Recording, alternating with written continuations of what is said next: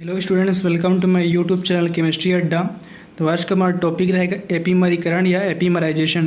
तो हमारे carbohydrate chapter का टॉपिक है और एग्ज़ाम पॉइंट ऑफ व्यू से स्टूडेंट काफ़ी इंपॉर्टेंट है, इसकी तैयारी आप जरूर करें। चलिए स्टार्ट करते हैं आज का अपना टॉपिक एपीमरीकरण या एपीमराइजेशन। देखिए, सबसे पहले इसके डेफिनेशन को देख लेते हैं। किसी एल्डोज के ऐसे द्वित्रिम समावेयी डाइस्टेरियो आइसोमर जिनमें केवल C2 पर ही विन्यास में भिन्नता होती है एपीमर कहलाते हैं। एक एपीमर का दूसरे एपीमर में परिवर्तन एपीमरीकरण कहलाता है।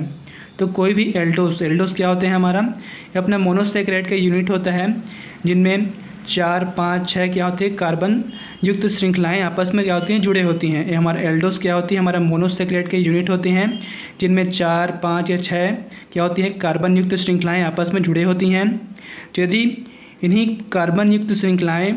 इन्हीं एल्डोज में जो कार्बन युक्त श्रृंखलाएं क्या होती हैं आपस में जुड़े होती हैं, यदि इनके कार्बन की सेकेंड पोजीशन पर क्या हो भिन्नता पाई जाती है, यही एल्डोज जिनमें क्या होती हैं कार्बन युक्त श्रृंखलाएं आपस में जुड़े होती हैं, यदि इनके कार्बन की सेकेंड पोजीशन पर क्या होती है भिन्नता पाई जाती है, इनके विन्यास में भिन्नता पाई जाती है, तो उसे हम क्या कहते हैं, एपीमर कहते हैं। ठीक है स्टूडेंट्स। और एक एपीमर का दूसरे एपीमर में परिवर्तन क्या कहलाता है, आपका एपीमरीकरण या एपीमराइजेशन कहलाता है। तो चलिए इसको एग्जाम्पल से समझते हैं कि यहाँ पर क्या कहा जा रहा है, उस अच्छे से आपको डेफिनेशन क्लियर हो जाएगा। तो चलिए एग्जाम्पल को देख लेते हैं। देन यहाँ पर हम लोग एग्जाम्पल देखने वाले स्टूडेंट्स, ग्लूकोज का मैनोस में परिवर्तन, किस प्रकार से ग्लूकोज का मैनोस में परिवर्तन होता है इसको हम देखने वाले हैं। तो चलिए स्टार्ट करते हैं। तो जैसे तक आप सभी को पता होगा स्टूडेंट्स, हमारा जो ग्लूकोज होता है 5 कार्बन युक्त क्या होती हैं, श्रृंखला में आपस में जुड़े होते हैं। कुछ प्रकार से फर्स्ट कार्बन, सेकंड कार्बन, इधर कार्बन का थर्ड मतलब यहाँ पर कार्बन का 3 मॉलिक्यूल जुड़े होते हैं और यहाँ पर एक और कार्बन, यानी कि टोटल 5 कार्बन क्या होते हैं आपस में श्रृंखला में जुड़े होते हैं। ठीक है स्टूडेंट्स। इधर हमारा फर्स्ट कार्बन, इधर इसके साथ HO ग्रुप जुड़ा होता है, इधर हमारा OH ग्रुप, इधर H ग्रुप, इधर हमारा HOH का 3 मॉलिक्यूल जुड़ा होता है, इधर हमारा CH2OH ग्रुप क्या होता है, जुड़ा होता है। तो किस प्रकार से हमारा ग्लूकोज क्या होता है कि स्ट्रक्चर होता है। ठीक है स्टूडेंट्स। तो इसी ग्लूकोज को हम लोग क्या कहते हैं, एल्डोज भी कहते हैं, क्योंकि हमारा क्या होता है कार्बोहाइड्रेट का ही यूनिट होता है, इसलिए इसे हम एल्डोज भी कहते हैं। ठीक है स्टूडेंट्स। तो यहाँ पर हम लोग ग्लूकोज का मैनोस में परिवर्तन कर रहे हैं। तो हमारा जो मैनोस होता है यह भी हमारा एल्डोस होता है। ठीक है स्टूडेंट्स, यानी कि एक एल्डोस का हम लोग दूसरे एल्डोस में परिवर्तन कर रहे हैं। ठीक है स्टूडेंट्स। तो देखो यहाँ पर क्या कहा गया था डेफिनेशन में कि कोई भी एल्डोस जिनके कार्बन की सेकेंड पोजीशन पर क्या हो भिन्नता पाई जाए, वो हमारे एपीमर कहलाते हैं। ठीक है स्टूडेंट्स। तो देखिए यहाँ पर कार्बन के सेकेंड पोजीशन पर इधर हमारा राइट साइड में OH समूह जुड़ा हुआ है, इधर लेफ्ट साइड में H समूह जुड़ा हुआ है। ठीक है स्टूडेंट्स। ये हो गया आपका ग्लूकोज के कार्बन के सेकेंड पोजीशन में। और वहीं पर यदि हम मैनोस के कार्बन के सेकेंड पोजीशन में देखें तो इधर हमारा HO समूह जुड़ा हुआ है, इधर हमारा H समूह जुड़ा हुआ है, मतलब इन दोनों के पोजीशन में क्या किया गया है, चेंज कर दिया गया है। इधर हमारा OH समूह जुड़ा हुआ है, जबकि इधर मैनोस में हमारा H समूह जुड़ा हुआ है। इधर हमारा ग्लूकोज में इधर H समूह जुड़ा हुआ है, जबकि हमारा मैनोस में इधर HO समूह जुड़ा हुआ है। तो देखो स्टूडेंट्स, यहाँ पर कार्बन की जो सेकेंड पोजीशन पर इस प्रकार से क्या हो रही है, भिन्नता पाई जा रही है। ये वाला जो H है इस साइड आ गया है, ये वाला जो OH है इस साइड आ गया है, मतलब ये जो भिन्नता पाई जा रही है कार्बन के सेकेंड पोजीशन पर, इसी को हम लोग क्या कहते हैं, एपीमर कहते हैं। ठीक है स्टूडेंट्स। और एक एपीमर का दूसरे एपीमर में परिवर्तन, क्योंकि ये दोनों एल्डोस हैं, मतलब एक एल्डोस का दूसरे एल्डोस में हम लोग क्या कर रहे हैं, परिवर्तन कर रहे हैं, या फिर एक एपीमर का दूसरे एपीमर में क्या कर रहे हैं, हम लोग परिवर्तन कर रहे हैं। तो इसी प्रोसेस को हम लोग क्या कहते हैं, एपीमरीकरण कहते हैं। ठीक है स्टूडेंट्स। तो आई होप ये समझ में आया होगा आप सभी को। इसमें जस्ट हम लोग कार्बन के सेकेंड पोजीशन में क्या करते हैं, चेंज करते हैं कुछ इस प्रकार से, और इसी प्रोसेस को ही हम लोग क्या कहते हैं, एपीमरीकरण कहते हैं। और इस ग्लूकोज को ही हम एपीमर कहते हैं, और इस मैनोस को भी हम क्या कहते हैं, एपीमर कहते हैं। ठीक है स्टूडेंट्स, आई होप आप सभी को समझ में आया होगा। देन चलिए देख लेते हैं हमारा ग्लूकोज से मैनोस में किस प्रकार से परिवर्तन होते हैं, इसको देख लेते हैं। तो जब हम इस ग्लूकोज का जलीय अपघटन या हाइड्रोलाइसिस करते हैं तो उससे हमें ग्लूकोनिक अम्ल प्राप्त होता है। देखो तो किस प्रकार से हमारा ग्लूकोनिक अम्ल प्राप्त होता है। तो यहाँ पर देखिए जैसे कि यहाँ जब हम लोग इसका हाइड्रोलाइसिस कराए तो यहाँ पर जो CHO ग्रुप था, यहाँ पर हमारा एक और ऑक्सीजन आ गया और यहाँ पर हो गया हमारा COOH ग्रुप। ठीक है स्टूडेंट्स।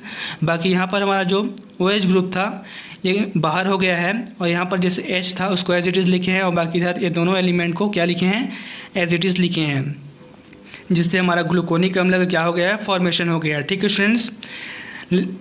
अब इस ग्लूकोनिक अम्ल को हम लोग 140 डिग्री सेल्सियस पर पीरियडिन के साथ क्या करेंगे, गर्म करेंगे, जिससे हमें मैनोनिक अम्ल क्या होता है, प्राप्त होता है। कुछ इस प्रकार से स्टूडेंट्स यहाँ पर हमारा देखो, जैसे कि हमारा इस H मतलब एक कार्बन के साथ हमारा जो H है सिंगल बॉन्ड बनाया होता है, तो इस हाइड्रोजन के साथ हमारा एक ऑक्सीजन क्या होता है, ऐड हो जाता है यहाँ पर, और बाकी इधर का जितना भी एलिमेंट है हमारा एज इट इज़ रहता है। तो किसी प्रकार से हमारा मैनोनिक एसिड क्या होता है, प्राप्त मतलब मैनोनिक एसिड प्राप्त होता है। देन जब हम इस मैनोनिक एसिड को गर्म करते हैं तो इससे हमारा H2O का मॉलिक्यूल यानी कि वाटर का मॉलिक्यूल क्या होता है, बाहर निकलता है, और अपना गामा इलेक्ट्रॉन का क्या होता है, फॉर्मेशन होता है। तो देखो स्टूडेंट, जिससे कि यहाँ पर हमारा CHOH का हमारा 3 मॉलिक्यूल था, तो इसको क्या किया गया है, फैला करके लिखा गया है। ठीक है स्टूडेंट्स, यहाँ पर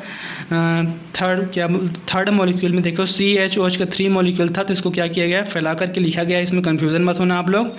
ठीक है स्टूडेंट्स, तो यहाँ पर देखो, यहाँ पर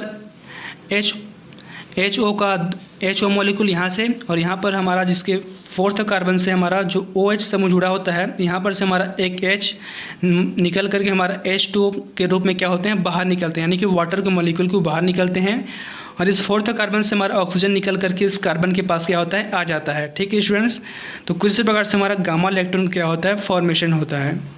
ठीक है स्टूडेंट्स, तो जब हम इस गामा इलेक्ट्रॉन का क्या करते हैं, NaHG द्वारा रिडक्शन करते हैं या अपचयन करते हैं, तो हमें मैनोस क्या होता है, प्राप्त हो जाता है। ठीक है स्टूडेंट्स, यहाँ पर देखो इस प्रकार से हमें मैनोस को प्राप्त हो जाता है।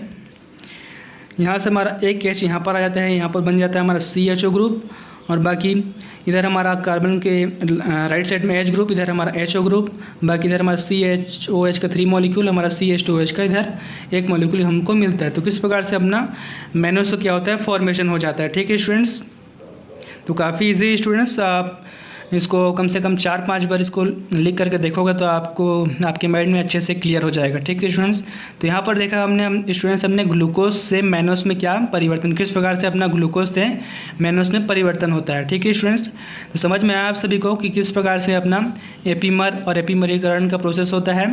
एपीमर क्या होते हैं, ऐसे एल्डोज जिनके कार्बन के 2nd पोजीशन पर क्या होती है, भिन्नता पाई जाती है। ठीक है स्टूडेंट्स, तो देखो इसके कार्बन के 2nd पोजीशन पर भिन्नता पाई जाती है। ये वाले कार्बन में देखिए, और इस मैनोस के 2nd इस कार्बन के साथ देखिए, इनके जो पोजीशन में क्या हो गया, इनके पोजीशन में क्या होती है, भिन्नता पाई जाती है, इसलिए इसको हम एपीमर कहते हैं। ठीक है स्टूडेंट्स, और एक एपीमर को हम यदि दूसरे एपीमर में चेंज करते हैं तो उसको हम क्या कहते हैं, एपीमरीकरण कहते हैं। ठीक है स्टूडेंट्स, तो आई होप ये समझ में आया होगा। एपीमरीकरण काफ़ी इजी स्टूडेंट्स, तो नहीं समझ में आया होगा स्टूडेंट्स तो वीडियो को रिपीट करके देख लेना, उससे अच्छे से आपको क्लियर हो जाएगा। ठीक है स्टूडेंट्स, तो ये था आज का हमारा टॉपिक एपीमरीकरण, एपीमराइजेशन। तो वीडियो पसंद आया होगा तो स्टूडेंट्स लाइक, सब्सक्राइब और शेयर जरूर करें। Thank you students.